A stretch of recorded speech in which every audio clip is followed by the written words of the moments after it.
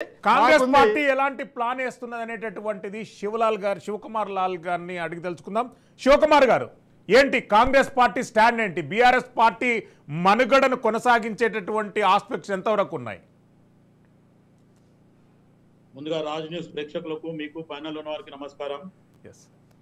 ఇప్పటి వరకు ఏదైతే టిఆర్ఎస్ బిఆర్ఎస్ చేసిన అగాధం కానీ, తెలంగాణకు చేసిన ద్రోహం కానీ, ఈరోజు వాళ్ళు కట్టిన ప్రాజెక్టులు కానీ, లేకపోతే వాళ్ళు చేసిన ఏ స్కీములైనా స్కామ్లైనా మొత్తానికి ప్రజలని ఈరోజు నట్టేట్ల ముంచేసిన పద్ధతిగా ఉంది.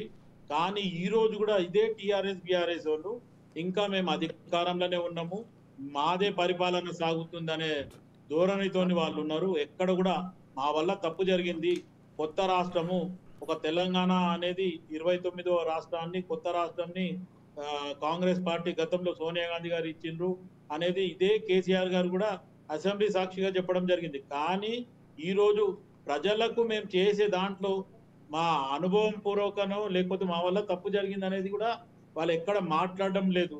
వాళ్ళు తప్పు చేసి మరీ అదే ఉల్టా చోర్ దాటే కోతు వాళ్ళకు అని చెప్పి ఒక హిందీలో సామెత ఉంది, అట్లుంది. వీళ్ళు చేసి తప్పు మళ్ళీ తప్పు వాళ్ళే చేసి మామూలుగా దొంగ తనం వాళ్ళే చేసి దొంగ అని పరిగెత్తినట్టు ఉంది. ఈరోజు ప్రతి అంశంలో అటు కేసీఆర్ అనుకోండి, కేటీఆర్ అనుకోండి, హరీష్ రావు అనుకోండి, మిగతా నాయకులు లేకపోతే ఈ మన లైవ్ డిబేట్లలో వచ్చి మాట్లాడే వాళ్ళు కూడా ఇదే ధోరణితో ఉన్నారు. కానీ గతంలో జరిగింది ఇది తప్పిదం అనే రకంగా ఆలోచించే వాళ్ళు ఎవరు లేరు.